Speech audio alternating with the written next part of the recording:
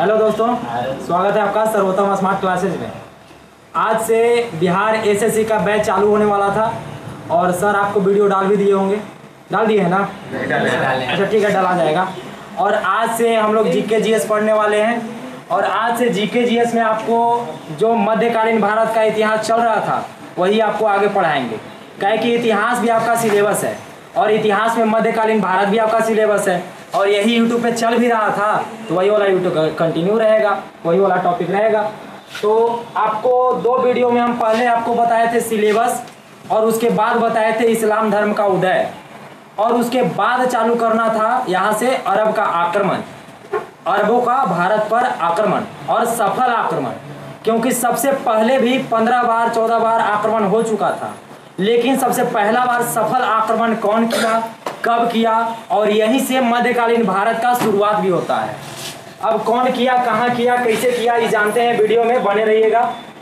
ये आपको मैप है, बताएंगे अभी कि कौन किया, कहाँ किया। मैप के सहारे कौन किया तो वो था ये शख्स मोहम्मद बिन कासिम। ये कौन है? मोहम्मद बिन कासिम। हाँ, रियल में इसने थे, पेंटिंग बनाया गया था। इसके दरबारी कभी लोग बनाए होंगे, चित्रकार लोग। और इसके बगल में कौन है तो ये है राजा दाहिर सेन। जब आक्रमण किया होगा भारत में मोहम्मद बिन कासिम तो कोई यहाँ पे आक्रमण से रक्षा करने के लिए कोई भी तो होगा ना, तो वही थे राजा दाहिर सेन। ये ब्राह्मण वंश के थे, ये सिंध के राजा थे। ये कहाँ के राजा थे? सिंध के राजा थे। और ये सबसे पहले जहाँ आक्रमण किया था वो भारत का सिंध का ही क्षेत्र था। कौन सा क्षेत्र था? सिंध का क्षेत्र। वहीं पे आक्रमण भी किया था। सिंध का क्षेत्र था कौन? अगर आप मध्यकालीन भारत में जाएंगे तो भारत जो अभी आप देख रहे हैं उससे बहुत बड़ा भारत था। ईरान, इराक ये सब आता था। अफगानिस्तान के बाद भी ये सब पूरा भारत फैला हुआ था। अब यहाँ पे देखिए, ये वाला जो आप क्षेत्र देख रहे हैं ये अभी पाकिस्तान वाला क्षेत्र है। ये यहाँ पे गुजरात वाला क्षेत्र है। यहाँ से अभी जो भारत, वर्तमान भारत है, ये उसका क्षेत्र है। अभी पूरा पाकिस्तान का क्षेत्र है। और यहाँ पे आप देख रहे होंगे सिंध, ये पूरा क्षेत्र पूरा कहलाता था सिंध। और इसका राजधानी था देवल। कहाँ था राजधानी? देवल राजधानी था सिंध क्षेत्र का। हाँ, देवल। यहाँ पे देखिए, यहाँ पे तटीय क्षेत्र है। कौन सा क्षेत्र है? तटीय क्षेत्र है देवल। इसका राजधानी कहाँ था? सिंध का। और यहाँ के शासक कौन थे? राजा दाहिर सेन, जिनका अभी हम आपको डायग्राम दिखाए थे, चित्र दिखाए थे। अब यहीं पे सबसे पहले सिंध पर आक्रमण कौन किया था? मोहम्मद बिन कासिम। मोहम्मद बिन कासिम सबसे पहले यहाँ पे आक्रमण किया था। यही है राजा दाहिर और ये है मोहम्मद बिन कासिम। देखिए, जब इस सिंध पे सबसे पहले आक्रमण किया था तो उससे पहले कुछ और बात जान लेते हैं। ये आया कहाँ से था? ये सऊदी अरब से आया था। कहाँ से आया था मोहम्मद बिन कासिम? अरब क्षेत्र से आया था, इसलिए तो अरब आक्रमण करते हैं। अरब क्षेत्र से आया था। उससे पहले कुछ और बात जान लीजिए। आपको पिछले वीडियो में हम खलीफा ये सब के बारे में बता दिए थे। 4 को खलीफा के विशेष रूप में बताए थे आपको। फिर आपको हुसैन सब के बारे में बताए थे। उसके बाद आप जानिए 8वीं सदी में इस्लाम के जो खलीफा होते थे वो बगदाद में रहते थे। कहाँ रहते थे? बगदाद में रहते थे। जो क्या कहलाते थे? उमैया खलीफा कहलाते थे। इनका एक राज्यपाल था जो अरब क्षेत्र में रहता था, उसी का नाम था अल हजाज। उसका नाम क्या था? अल हजाज। और उसी अल हजाज का सेनापति होता था मोहम्मद बिन कासिम। मोहम्मद बिन कासिम कौन था, ये आपको समझ में आया? हाँ, तो सबसे पहले जो अरब क्षेत्र है, पहले जो खलीफा का इस्लाम धर्म का जो क्षेत्र था, इस्लाम का जो क्षेत्र था बहुत व्यापक था, बहुत फैला हुआ था, बहुत फैला क्षेत्र था इसका। तो अलग अलग क्षेत्र के राज्यपाल नियुक्त कर दिए थे। उस समय खलीफा थे अल वालिद प्रथम। खलीफा कौन थे? अल वालिद प्रथम। और अरब क्षेत्र के जो वहाँ पे राज्यपाल नियुक्त थे उसके जो राज्यपाल थे वो थे अल हजाज। राज्यपाल कौन थे? अल हजाज। और अल हजाज के ही सेनापति कौन थे? मोहम्मद बिन कासिम थे। और यही मोहम्मद बिन कासिम को भेजा जाता है सिंध पे आक्रमण करने के लिए। अब सिंध पर आक्रमण करने के लिए क्यों भेजा? कुछ कारण होता है। दुनिया में कुछ भी होता है उसका कारण होता है कि ना? होता है ना कारण। तो इसका भी कुछ कारण होगा। तो कारण था अल हजाज यानी अरब लोग, अरब के जो लोग होते थे वो भारत से व्यापार करते थे। अब व्यापार करते थे तो सिंध में डाकू लोग अरब के जहाज के हड़प लिए, लूट लिए। अब अल हजाज बोले कि यहाँ पे सिंध में लूटा गया, तो राजा दाहिर सेन आपको जिम्मेवारी बनता है कि हमारा जितना सामान लूटा गया उसको वापस किया जाए। आपके राज्य में लूटा गया है तो आप वापस कीजिए।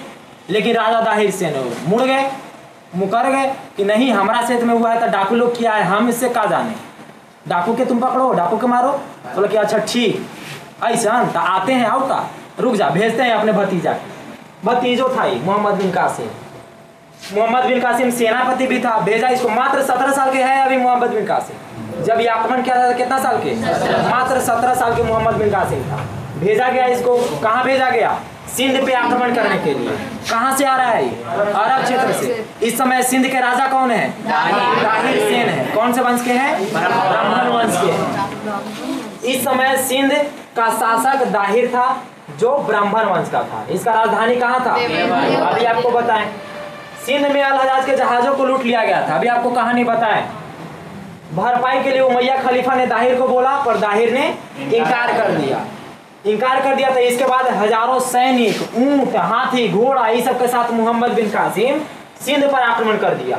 और कब आक्रमण किया? 712 ईस्वी में। कब किया सिंध पे आक्रमण? 712 ईस्वी में किया। अब किया तो क्या हुआ? देखिए, मोहम्मद बिन कासिम यह भारत पर सफल आक्रमण करने वाला प्रथम शासक था, प्रथम मुसलमान था।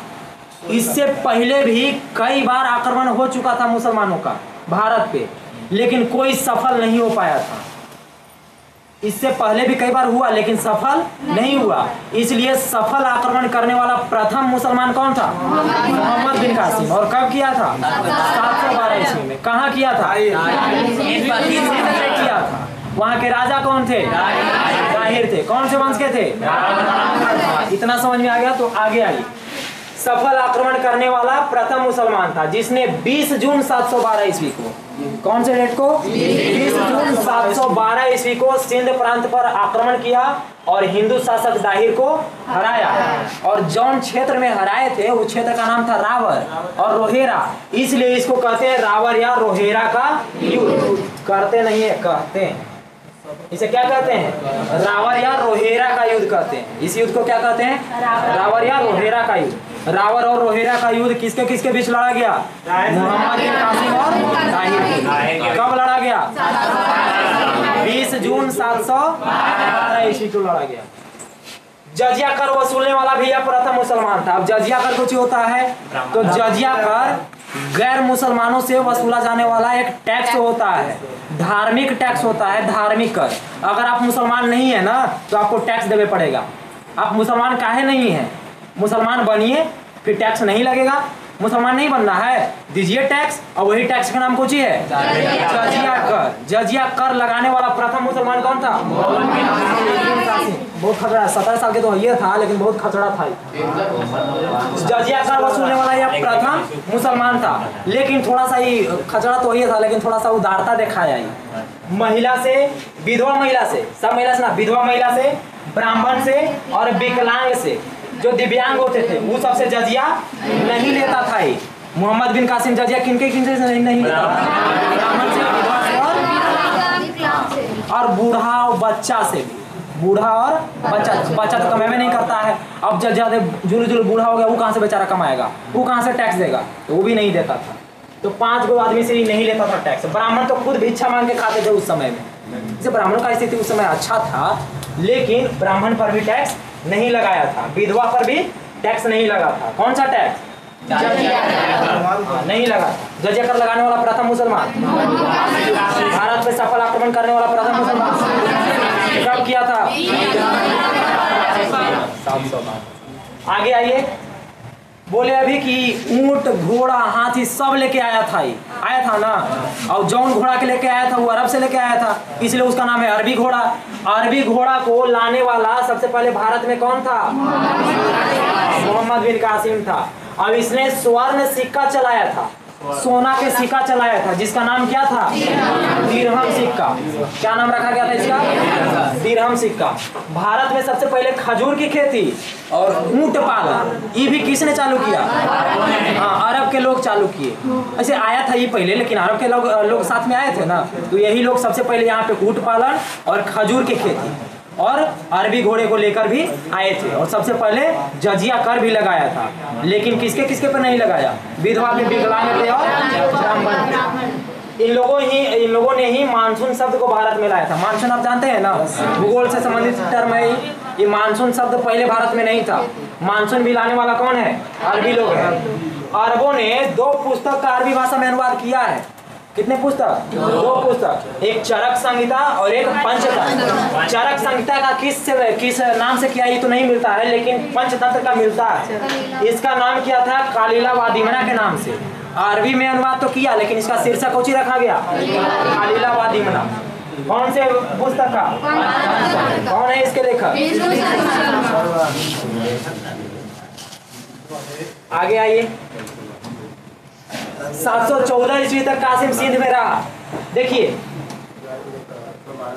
कौन राजा के हरा के भारत में प्रवेश किया?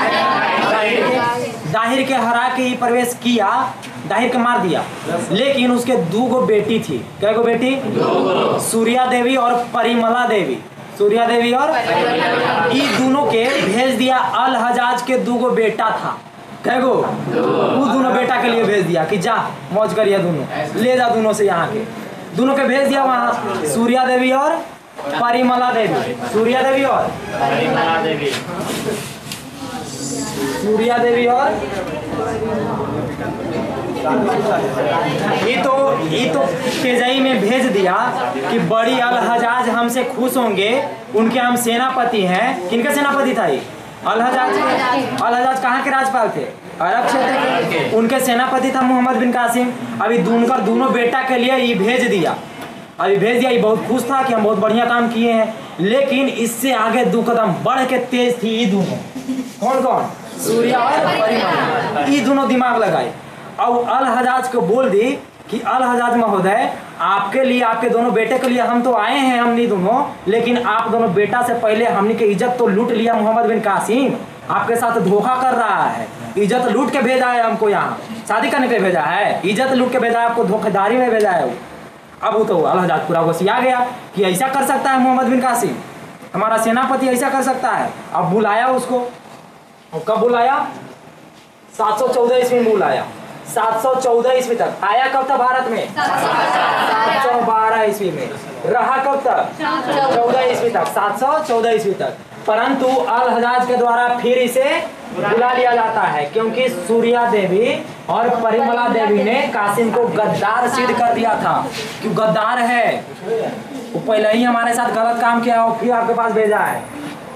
लेकिन चचनामा नामक ऐतिहासिक वर्णन के अनुसार यहाँ पे गया ना, बहुत कहानी मिलता है इसके संबंधित कि क्या हुआ मोहम्मद बिन कासिम का बाद में। तो एक कहानी तो ये मिलता है कि परिमला देवी और सूर्या देवी गद्दार साबित करके बुलवा लेते हैं और फिर अल हजाज उसको मरवा देता है। लेकिन एक वाव कहानी मिलता है और वो मिलता है चचनामा से। चचनामा नामक एक ऐतिहासिक वर्णन के अनुसार मोहम्मद बिन कासिम ने राजा दाहिर सेन की बेटियों सूर्या और परिमला को तोहफा बनाकर खलीफा के दोनों बेटों के लिए भेजा था। दोनों बेटों के लिए भेजा था। जब खलीफा उनके पास आया तो उन्होंने पिता की मृत्यु का बदला लेने के लिए, इनके पिता का नाम पूछा, सूर्या देवी के पिता था, दाहिर सेन, अब मार दिया तो उस सबके अंदर से खून खौल रहा होगा कि ना, अब कैसे बदला ले, तो उस सबके खुराफाती आया कि ऐसे हम कर सकते हैं। बदला लेने के लिए कहा कि मोहम्मद बिन कासिम ने पहले ही उनकी इज्जत लूट चुका है और अब खलीफा के पास भेजा है। खलीफा ने मोहम्मद बिन कासिम को बैल की चमड़ी में लपेट कर वापस मंगवाया। एगो चचनामा में कहानी ही मिलता है कि इसका मृत्यु कैसे हुआ। एगो कहानी यहाँ पर है कि परिमला देवी और सूर्या देवी ऐसे करते हैं ना, तो उसको पहले बुलाता है और वहाँ पे कहता है कि मोहम्मद बिन कासिम तुम बताओ, हमारा गद्दार है ना तू, तो वो अपना सर काट के दे देता है, अपना हाथ से कटवा के भेजवा देता है अल हजाज के पास कि हम आपके वफादार थे, हम आपके गुलाम थे, हम आपके वफादार थे, हम आपसे गद्दारी कभी नहीं कर सकते हैं।